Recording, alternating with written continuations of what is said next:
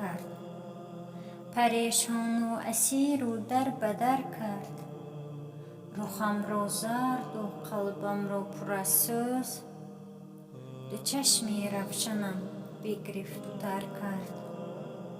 به بی درد بگفتم درد دل را، که گویا گوش خود نشنید و کر کرد. کجای پا نهادم در سفرها، غمم با خواست خود با من سفر کرد. ز رفتار کثیف نوبکاران، عذاب زندگی بر من اثر کرد. کسی را خوانده بودم دوست جانی، به روزی سختی ها از من حذر کرد. حقیقت گشت مغلوب و جگرخون، دروغ و فتنه انگیزی ظفر کرد. به چشم دل نظر کن زندگی را، عدالت را گرفت زیر و زبر کرد.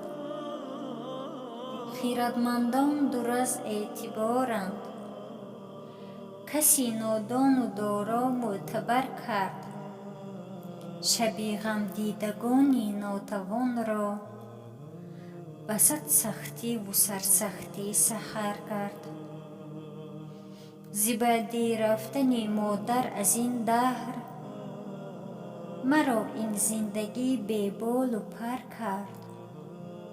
برادر هم نکرد نیکی برایم، فقط نیکی برای من پدر کرد. امید داشتم همیشه شاد مانم، مرا این زندگی کلا دگر کرد.